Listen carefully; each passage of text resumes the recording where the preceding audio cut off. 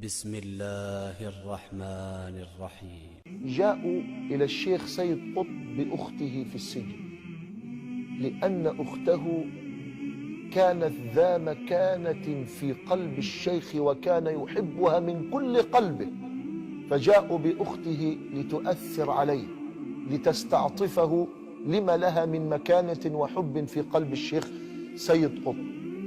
فلما جاءت إليه وألحت عليه أن يتراجع أبى الشيخ، ورأى رؤيا قبل أن يموت أن زلعة عسل قد انكسرت وهي مليئة بالعسل، قد انكسرت، فظل العسل يسير في الغرفة حتى خرج من بابها حتى ظل يمشي، فتأولها الشيخ بأن علمه الذي سوف يموت من أجله سينتشر حتى يصل جميع ربوع المعمورة، وبالفعل قد حدث.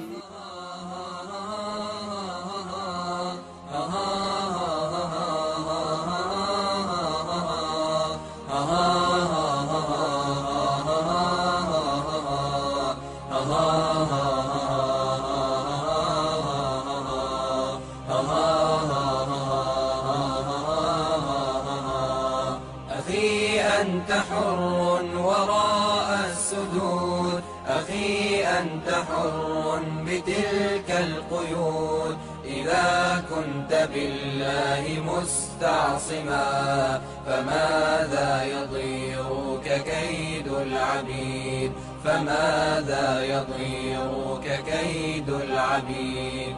أخي ستبيد جيوش الظلام ويشرق في الكون فجر جديد، فأطلق لروحك إشراقها، ترى الفجر يرمقنا من بعيد، ترى الفجر يرمقنا من بعيد.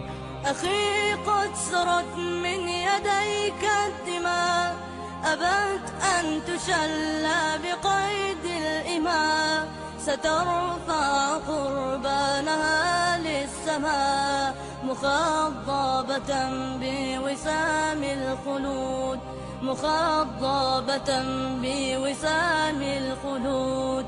أخي هل تراك سئمت الكفاح وألقيت عن كاهليك السلاح، فمن للضحايا يواسي الجراح ويرفع راياتها من جديد، ويرفع راياتها من جديد.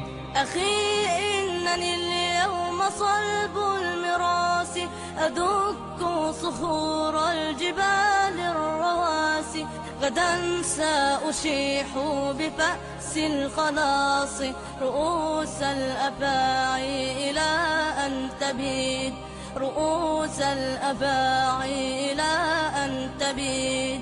سأثار لكن لرب ودين، وأمضي على سنتي في يقين، فإما إلى النصر فوق الأنام، وإما إلى الله في الخالدين، وإما إلى الله في الخالدين. أخي إنني ما سئمت الكفاح، ولا أنا ألقيت عني السلاح، فإن أنا مت فإني شهيد، وأنت ستمضي بنصر مجيد، وأنت ستمضي بنصر مجيد.